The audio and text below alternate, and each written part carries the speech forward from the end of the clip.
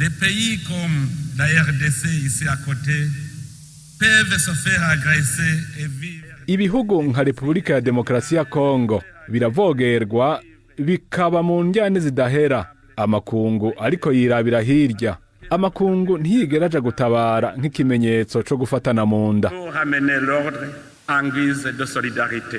L'Afrique est l'objet de convoitises multiples. Afrika hari benshi barondera ico boyikuramwo. Ibihangange vyo kw'isi biracana umuriro bigatera indyane. Batugira ko intambara itagaragara. Une guerre de l'ombre.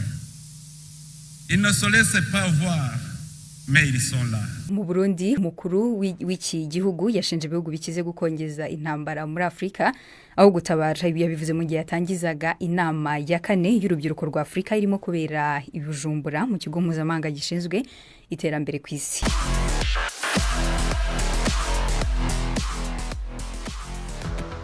Dutangiye n'amakuru ku buryo burambuye. Impunzi ziva muri Repubulika ya Demokarasi ya Kongo zikomeje kugera mu Burundi ziciye mu kiyaga cya Tanganyika. Uyu munsi muri komine ya Muhuta mu ntara ya Bujumbura abategetsi babo bavuga ko bakiriye abahunze Kongo barenga 700 baje n'ubwato. No munsi umwe nyuma yaho umutwe M23 urwanya leta ya Kongo menyesheje ko winjiye mu mujyi wa Uvira, ibyatumye bamwe mu bahaba bahunga bakajya mu majyepfo y'uyu mujyi hafi ya Bujumbura mu Burundi. Ni inkuru ya Prime ndi ku magenge. Abantu bagwiriyemwe abagore n'abana bakomeje gushika ku vejo ku mugoroba, ariko no munsi ho bariyongera cyane. Gushika ku muhingamo hari hamaze gushika abantu barenga 1740 barimo abarundi 48. Baje mu bwato bwinshi kandi burushanye bunini. Harabaje mu busanzwe bugenewe gutwara abantu, harabaje mu bw'uburovyi bugendeshwa n'imoteri, ariko hari n'abaje mu bwato buto buto busozwa n'amaboko.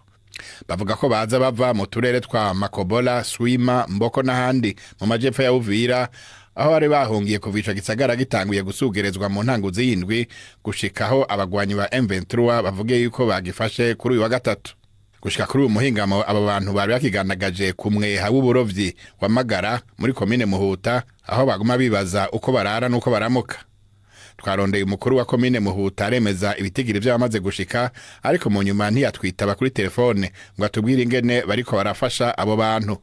Hashobora kuba hari ahandi abahunga Kongo bashikiye ku bundi bwinjiriro bw'inkengera za Tanganyika zivi Bujumbura uja mu manuko, aho hakaba harabana n'amajepfo ya Uvira, igisagara kiri ku ntango ya Tanganyika cyo kimwe na Bujumbura. Hagati aho abategetsi ba Uvira ubu baremeza yuko abagwanyi ba M23 bari muri ico gisagara, abo nabo bakavuga ko ubu bakigenzura cose. Ubu bugaye urubibe ico gisagara gihana n'u Burundi.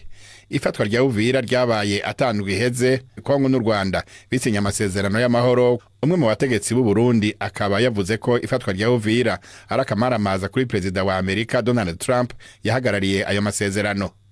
U Burundi na Kongo vyagiriza u Rwanda kuba ruri inyuma y'ifatwa rya Uvira, ariko ico gihugu kirahakana uruhara urwo rwose.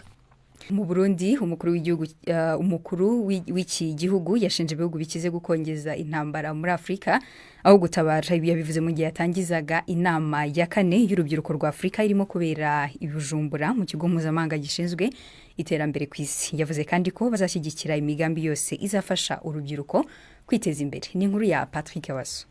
Mu gutanguza iryo huriro nyafrika ku ncuro igira kane, umukuru w'igihugu cy'u Burundi yashimiye urwaruka rwashoboye kwiteza imbere. Kubwa Evariste Ndayishimiye, Afrika irafise ubutunzi bwinshi butuma ibihugu bikomakomeye ku isi bikokeza intambara aho gutabara ibihugu vyatewe. Akarero yatanze ni biherutse gushikira ibihugu vyo mu karere ka Sahel hamwe n'igihugu ca Kongo Kinshasa. L'Afrique est l'objet de convoitises multiples. Afrika hari benshi barondera ico boyikuramwo. Ibihangange vyo kw'isi biracana umuriro bigatera indyane. Batugira ko intambara itagaragara.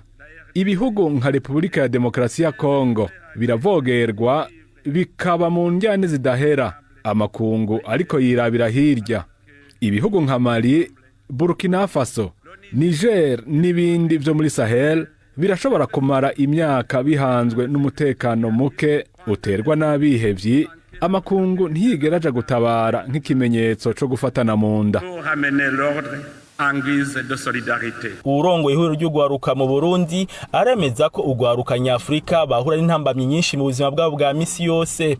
Muganga Thierry Ingabire aharasaba ko ugwaruka rwa Afrika roshigikirwa cyane kuvyerekeye uburyo. Nous formulons respectueusement les propositions suivantes. Dusabye ibi bikurikira: gushinga ikigega c'ubuterambere n'ubutunzi c'ugwaruka, kubandanya umugambi wa Afrika wo guhanahana ubuhinga n'ubumenyi, gushira ugwaruka mu migambi ihoraho yo gukurikirana no gusuzuma politike z'amahoro, guteza imbere ibigo vy'iterambere vy'akarere mu bijanye no kwimbura no gutunganya ibidandazwa bivuye mu burimyi, ubuhinga ngurukana bumenyi, amashirahamwe hahingura amabuye y'agaciro, hamwe no guteza imbere ivy'imibano. Gwaruka rwose rwo mu Burundi no muri Afrika kahise kaduha imigambi ibiri nkenerwa kandi ikomeye: kuragwa Afrika iri mu nzira y'ihindagurika no kubaka Afrika nshasha.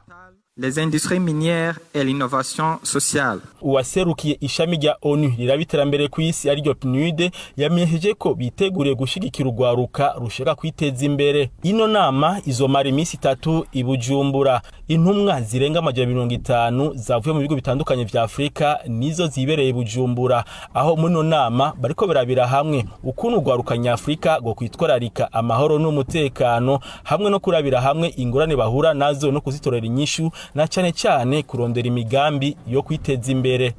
Ngaho rero ni mwumve ijambo ry'umukuru w'igihugu cy'u Burundi Evariste Ndayishimiye ubwo yagarukaga ku bibazo by'intambara mu karere k'ibiyaga bigari muri Afrika muri rusange, ariko ibihugu rutura by'amahanga bikarebera, ahubwo bikavuga ko intambara itagaragara. Ni ijambo riri mu rurimi rw'igifaransa ryose, ariko ibiririmo muri make mwabyumvise. Niba ushaka kuryumva ryose ku ngingo ijyanye n'intambara muri Afrika warikurikira. Aujourd'hui, presque toute l'Afrique est confrontée à une guerre géopolitique et idéologique de grande ampleur.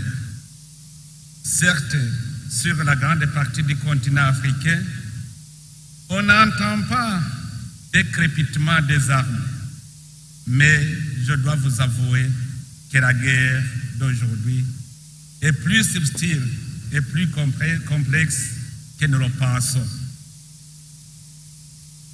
L'Afrique est l'objet de convoitises multiformes, mais pour pouvoir mettre la main sur les immenses richesses du continent, les géants de son monde attisent le feu et les conflits. Ils nous mènent une guerre de l'ombre.